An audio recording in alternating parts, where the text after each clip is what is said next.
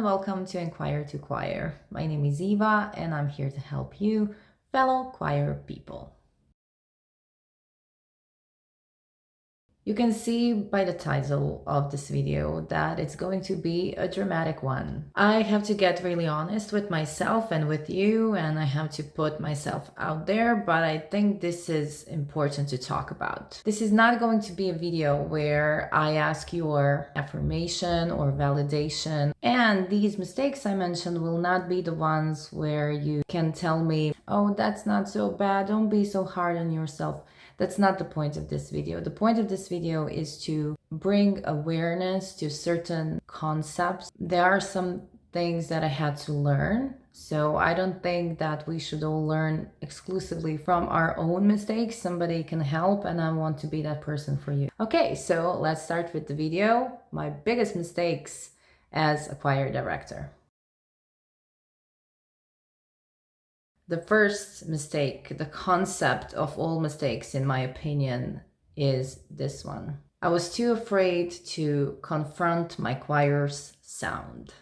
This sounds a bit vague, but I think this is the biggest mistake as a choir director that we can do, because our job is to make the choir sound better, make our singers sound better. But we're also human, and sometimes during the rehearsals or the performances even, you can hear certain things being slightly out of tune. Some things happen which you didn't predict. The whole harmony could be off. And that's all okay, but sometimes you are aware that it will take a very, very long time to make some of the things like that better for a particular choir. And even then, you're not sure if it will ever get better. So sometimes we do, okay, it will be better the next time. Oh, it was just bad weather. Or listening to a performance and realizing that the choir sound is really off and you are the one responsible for that. And you don't want to say, maybe the problem was me. Maybe I didn't work on certain things dedicated enough. But I say, oh, it's about my singers. They had a bad day. I never did the last thing. I want to emphasize that. I never blamed my choir singers, but I definitely didn't want to face the fact that I should do more things in order for the choir sound to become better, because subconsciously I knew that the whole process will be a painful one. I was not sure whether the choir was willing to go through that, because as you probably know, the process of getting the choir sound to become better is a long process. It could take years. The effort is huge and the wins are rather small. And the worst part is you have to work on some things that the choir singers can't know what they are useful for. They can get really frustrated because why are we working on this? We have other things to do. And the sad fact is, before the choir sound gets better, it usually gets worse.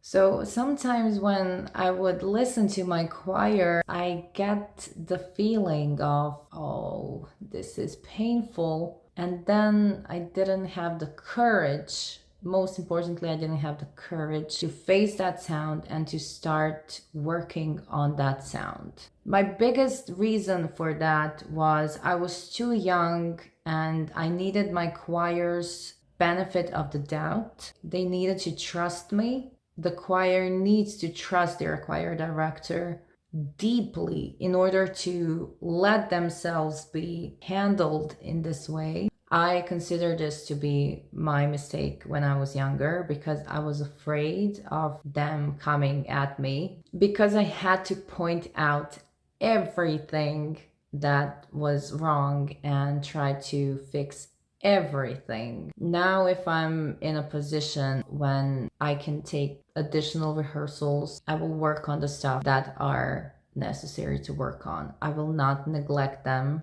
because I learned that certain problems I was unwilling to face never go away. And it is my job to work on them, even if it means that the performances that are coming up will be worse ones than before. Because sometimes when you start the process of improving certain things, the sound of the choir can become worse, and you have to be willing to take it. Your ego, my ego, had to be willing to take it. Facing the choir sound is something that I try to do every rehearsal. I don't neglect the fact that something is off. I don't count on my strongest singers to handle the situation. If something is off, I have to recognize it, admit that to myself and to my choir, and start working on that. I try not to be intimidated by that strong fact.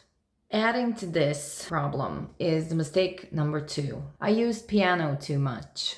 Listen, piano is a fabulous instrument. I should know I'm a pianist. Using the piano with a choir sets everything in motion. You get the tempo, you get the sound, you get the better harmony. They don't have to adjust their pitch on their own. They just accommodate with the piano. And of course, some of the choir songs need piano, and that's amazing. That's great. However, piano can become a camouflage of certain things. Again, it's about facing the choir sound. If you hear the choir sounding off and then you just add the piano to make them sound better, that's a fix, but that's a quick fix. And that's something that's not always actually beneficial for the choir, because the piano can become a crutch. If they don't learn how to adjust their pitch without using the piano, they will never be able to do that. When you use piano all the time, every time the choir needs some adjustment when it comes to pitch, it is so much easier to just play the piano, play the chord on the piano for them to adjust their pitch. But that's not the point. The point is the choir to become aware of their pitch and to adjust themselves. The same goes for conducting. When you're playing the piano, you can adjust your tempo better, you can harmonize and get the rhythm in that way so they feel the effect. That's actually avoiding the conducting. It is not the same to give tempo as a conductor and as a pianist. The accompaniment is a huge part of performance. But if you need piano for them to know the tempo of singing, that means that they're not sure and they do not know. Using piano is sometimes like driving a car. When you intended to run, you wanted to run to get better, to get more physical activity. You want to get to point A, but then you decide that, oh, that's so much time and so much work, I'm just gonna drive a car. And yes, you get to that point easier and things are simpler and quicker, but your legs didn't work at all and you didn't get any physical activity. So that means that you're even further behind when it comes to your body. So sometimes that piano, however wonderful and convenient and amazing in choir work, it's connected with the first thing. I learned how to face my choir sound and not fixing it just by adding piano. I try to do it a cappella. I have to go through the out of tune chords and sometimes it's really painful. But I know that if I use the piano, I will just give them the illusion that they just adjusted, and they did not. They adjusted to the piano and they did not adjust to the choir. So definitely using piano too much in my case was a mistake. Mistake number 3, I think we all do this. Actually, this video was inspired by a certain forum chat comment I read. There was a trailer about a female conductor and somebody commented why the movies are always about female irrational conductors. We are not always irrational. We can handle pressure. And some other person commented, well, I don't know, when my choir singers don't come in for the 3rd time when they're supposed to come in, I get really irrational. That inspired this very list. And the mistake I'm talking about is I got angry and frustrated when things didn't go as we practiced. Listen, I completely understand the frustration when you're practicing something and you've spent so much time, and then it turns out that they do it wrong again. Of course, you're going to get frustrated. I mean, come on. It turned out that that doesn't help and that doesn't solve the problem. Getting frustrated doesn't solve the problem because it turns out that it wasn't practiced enough or in the right way. Every time it turned out that they are not actually practiced, they just learn how to repeat it so many times correctly, but they do not have it practiced. If something is not automatically done several times, because when you practice something, it is about muscle memory. Something happens to your body that you memorize what's supposed to happen during music. So if nobody from the choir group, voice group, comes in when they're supposed to come in, even if you're conducting in front of them, that doesn't mean that they're neglectful or forgetful or putting on some kind of a show. That means that they don't have it in them, because if they had it practiced well enough, it would happen either way. And me getting angry or frustrated is a moot point, because it's my job to get them to practice that efficiently. Repeating something 100 times is not practicing. You can practice the piano 12 hours a day, every day, and still be at the performance and feeling that you're not practiced well enough. While you can practice for half an hour every day and you can feel like you're very well practiced, because it's not about practicing more. It's about practicing effectively. If something keeps repeating, some mistakes keep repeating in the score when it comes to your choir performance, that means that you have to take the time to practice them. They're not really practiced. And no matter how frustrated I am, I have to take that into consideration. Of course, there are certain things they have to remember. I tell my choir singers to write something down. They get reminded of certain things that I know they have to get reminded of. That comes with, dynamics or the next tone or something. But even then, the reminder is just a reminder. They don't need the extra effort and the perfect conditions in order for them to remember that they have to come in. Okay, so if things don't go as we practiced, that means that some things were not practiced and we need to come back to them. Connected to that is the mistake number 4. During challenging times, I would project my own emotions and feelings and states at my choir singers. Me signaling that I'm angry and that what are you doing?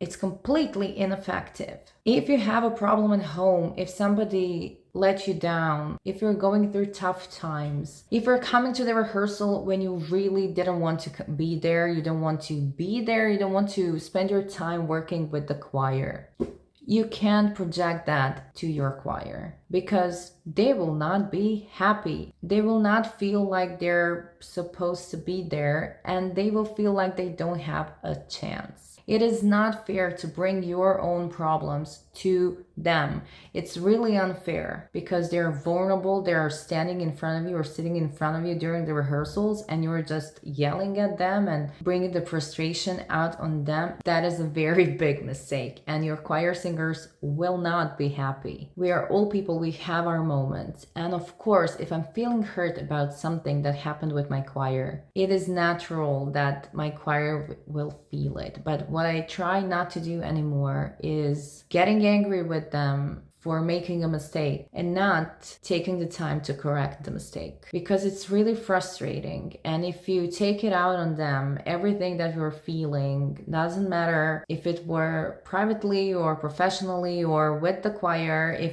there are times where your choir is dysfunctional, so it really takes a lot of effort to come in front of them and to work with them. But you can't be the person that makes the issues bigger. You have to be the person who solves them. I don't think there is a point during the performance to let them know they made a mistake. How could you do that? I get really frustrated. I really don't want to do that anymore, because the negative energy and the frustration is really unnecessary, especially if the performance has just begun and you have to have the whole performance. There is no point of them knowing that you're so angry because they made a mistake, or there is no point of you processing your really strong negative emotions with them. Do the music, but don't project things on them, because it's not fair. You wouldn't want to be in a position where you're sitting there and somebody is yelling at you just because they can. I know it's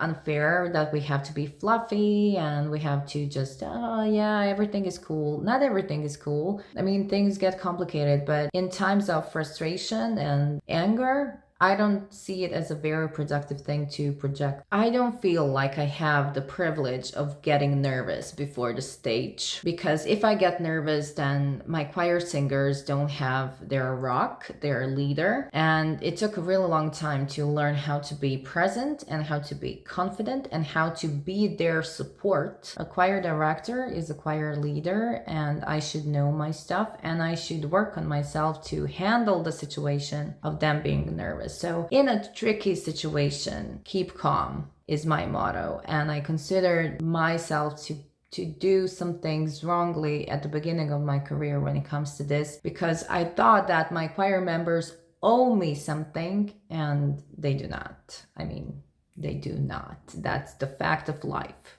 And the silly fifth one, I wanted to mention this because it sounds so silly and nobody ever told me this. And it took a really long time to realize this. My biggest mistake when it comes to performances was wearing uncomfortable clothes. Hear me out on this. So you're wearing something for the rehearsal or for the performance. It looks nice, you feel nice, and it's appropriate, whatever that means in your culture, and everything is fine. But during the performance, something is like not working, and you have to do this all the time. Or you keep thinking you're self-conscious when it comes to certain things on the back. The clothes you wear, I mean, they're not important when it comes to the performance, but if they're uncomfortable, if there's something about the clothes that makes me feel self-conscious, I will not wear them anymore. It doesn't matter how beautiful it looks, how appropriate it is, how beautiful it looks to everyone else. If there is something that makes me uncomfortable, if there is something that keeps bugging me during conducting, if I have to, do this or just pull something up, or something keeps pinching me, I don't do that to myself anymore. I don't want to think about anything else other than my choir directing and conducting. I don't want to think about, oh, is this looking this way? Is the audience aware of this? How does this look? Can I conduct? Okay, this has fallen down. I have to pull it up. Okay, no more that. No more of that, okay? Comfortable clothes that you feel good in. If that means less pretty to other people. Really stupid example is, why do you wear pants during some of the performances? Because my biggest mistake was not giving myself enough credit. The way I feel during the performances, the way I feel in certain clothes. So I don't wear clothes anymore during conducting that make me feel self-conscious or uncomfortable, and that's it.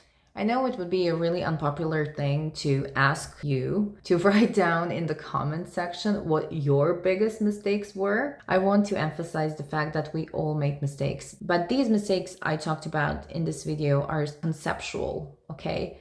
It's a concept that I mistook as a good concept. So I wanted to make this video in order to hopefully benefit you or challenge you to think about certain things you maybe were not thinking about. So yeah. Okay, that's it. Don't come for me after this video, choir directors out there. I want to help. If you want to talk to me, you can go on Facebook, and Enquire to Choir is the page. You can email me.